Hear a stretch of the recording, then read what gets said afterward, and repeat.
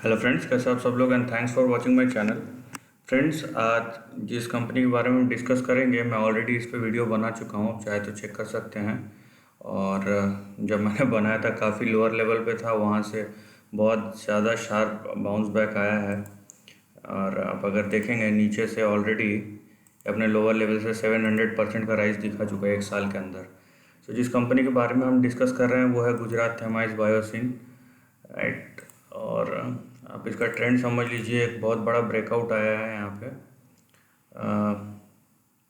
मार्च में आया था, उसके बाद ये अभी ऊपर ही जा रहा है। आप समझ लीजिए कि ब्रेकआउट के बाद ऑलरेडी 150% राइज दिखा चुका है। नाउ आगे क्या है इसके ट्रेंड में, उसके बारे में डिस्कस करेंगे। क्योंकि देखिए, इतना जब तगड़ा राइज आता है उसके बाद प्रॉब्लम यह है कि सबको खरीदने के बाद तुरंत प्रॉफिट चाहिए, लेकिन कोई ये समझना नहीं चाहता कि ये कहाँ तक जा सकता है, क्या होगा क्या नहीं होगा। तो यहाँ पे देखिए, इस स्टॉक में 2 से 3 मेजर सपोर्ट एंड रेजिस्टेंस है, उसके बारे में समझ लेते हैं ताकि क्लियर हो जाए कि भाई कौन कौन से इम्पोर्टेंट जोन या इम्पोर्टेंट एरियाज़ है जिस पे आपको ध्यान रखना चाहिए। ठीक है, मैं अभी का जो करंट हाई है उसको भी एक रेजिस्टेंस मानता हूँ, क्यों उसके बारे में डिस्कस करेंगे। अभी आप ट्रेंड को समझिए यहाँ पे कि किस तरीके का है, राइट। यहाँ पे ट्रेंड को अगर समझेंगे तो आपको पता चलेगा। देखिए, आपका जो पहला सपोर्ट लेवल आएगा वो यहीं पे आएगा, जो ब्रेकआउट का है 95, वो आपका पहला सपोर्ट है।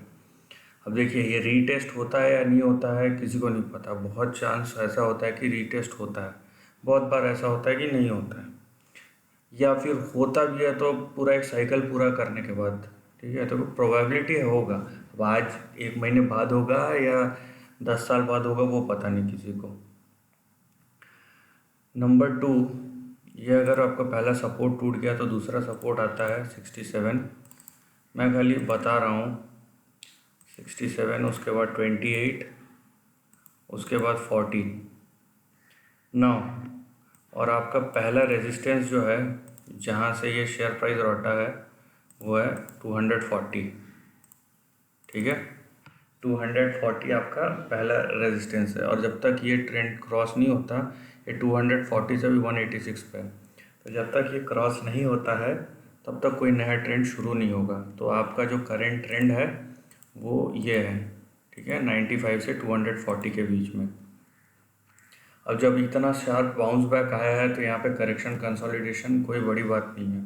सो इसकी भी प्रोबेबिलिटी या पॉसिबिलिटी जो भी है वो हाई है, तो इसको आप नज़रअंदाज नहीं कर सकते। ठीक है, तो आप पहले देख लीजिए, आपको ट्रेंड समझ में नहीं आता है तो जंप मत कीजिए। That is the only thing कोई भी बता सकता है, क्योंकि इतना शार्प बाउंस बैक अगर इतने शॉर्ट टर्म में होता है तो करेक्शन कंसोलिडेशन ये सब नॉर्मल चीज़ें हैं, फिर खुद होनी ही है। यहाँ पे आप एक ट्रेंड देखिए किस टाइप का ट्रेंड बन रहा है, राइट। और यहाँ पे क्योंकि ये मंथली चार्ट है तो हो सकता है ये सब आपको छोटा लगे, लेकिन इन टर्म्स ऑफ प्राइस ये बहुत बड़ा है ना। यहाँ पे आप देखेंगे कि इसका ट्रेंड कैसा है, तो मैं फिलहाल बोल रहा हूँ फिर कि करेक्शन हो सकता है, यहाँ पे कोई बड़ी बात नहीं है। ठीक है, और मैंने आपको रेंज भी बता दिया, तो जंप मारने की ज़रूरत नहीं है यहाँ पे कि हाई है तो तुरंत हम जंप मार दिए। नाउ ये अगर 240 क्रॉस करता है सो नेक्स्ट टारगेट जो है ये 450 के आसपास है। ये लॉन्ग टर्म का है, अब चाहे 1 साल लगे 2 साल लगे, ये लंबा टारगेट है, तो वहाँ तक ये जा सकता है। आप चाहे तो नीचे का जो रेंज है मैंने आर्क बना के बताया है, आप इसको इस तरीके से भी ले सकते हैं, राइट। आप इसको जो है इस तरीके से भी ले सकते हैं यहाँ पे। ठीक है, देखिए अगर मैं इस तरीके से लेता हूँ और यहाँ पे स्ट्रेच करता हूँ तो आपको दिखेगा ये जो रेंज है ये ऊपर तक तो नहीं पहुँचा, लेकिन यहाँ पे भी आप देखेंगे बहुत बार ट्रेंड शुरू होता है, उसके बाद बीच में करेक्शंस होते हैं। ठीक है, दैट्स अ हेल्दी थिंग। और इतना शार्प अपराइज होने के बाद अगर आप पोजीशन लेते हैं तो जाहिर सी बात है, आप अगर शॉर्ट टर्म का नज़रिया रखते हैं तो करेक्शन आने ही आने हैं। थोड़ा सा प्राइस स्टेबल हो जाने दीजिए, उसके बाद जो भी अपना प्राइस एक्शन है या फिर आपको अगर आपको होल्ड करना है तो उसके बाद अपना पोजीशन लीजिए। देखिए लॉन्ग टर्म के लिए मैं जैसे बताया है, इसका टारगेट 450 से 700 तक हो सकता है। मैं फिर से बता रहा हूँ, ये सब लॉन्ग टर्म है, आप 2 महीने वाला सोच के मत कीजिएगा। अगर 2 महीने में पहुँच जाता है, देखिए हमको पता नहीं यहाँ से यहाँ कहाँ पे टच होगा, इसीलिए मैंने एक रेंज लिया है। अगर 2 महीने में पहुँच जाता है वेल एंड गुड है, लेकिन पहुँच गया उतने शॉर्ट टर्म में तो बेटर है पोजीशन वाइंड अप कर लेना, ना कि और एक्सपेक्टेशन के आस में बैठे रहना। ठीक है, सपोर्ट एंड रेजिस्टेंस लेवल को रिस्पेक्ट कीजिए, अननेसेसरी रिस्क मत लीजिए। जहाँ तक इसके डेटा की बात आप देखिए, स्मॉल कैप कंपनी है तो आपको बहुत ज़्यादा वोलेटिलिटी मिलेगा, ऊपर जितना शार्प तरीके से आएगा नीचे भी उतने ही शार्प तरीके से आएगा। यहाँ पे पॉजिटिव कैप प्रॉफिटेबिलिटी रेशियो बहुत अच्छा, 40% का डेट टू इक्विटी नील है। उसके कंपैरिजन में अगर वैल्यूएशन देखेंगे तो रीजनेबल वैल्यूएशन है। अब देखिए यहाँ पे पिछले 4-5 साल में बहुत अच्छा इसने प्रॉफिटेबिलिटी शो अप किया है, और यहाँ पे जो प्रमोटर स्टेक वो भी हाई है। लेकिन जाहिर सी बात है, वॉलेटिलिटी प्राइस देख के आता है, कोई ख़रीदना चाहता है, कोई बेचना चाहता है। सो ये जितना भी फ्री फ्लोट शेयर्स है उसी में हो रहा है। और अगर आप चेक करेंगे तो आपको पता चलेगा कि इसके जो वॉल्यूम्स है वो बहुत कम है, अगर इसमें करेक्शंस हो रहे हैं तो। सो अगर हम यहाँ पे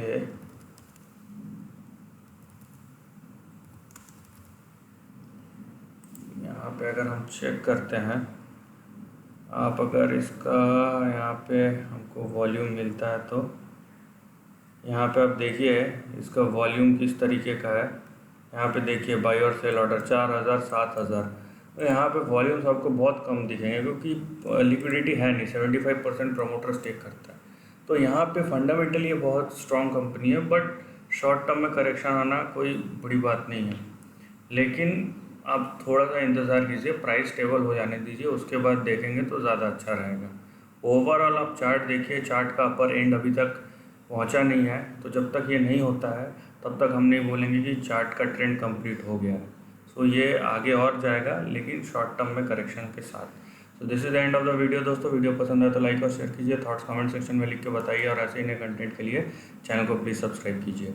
lastly, take care of your family and friends.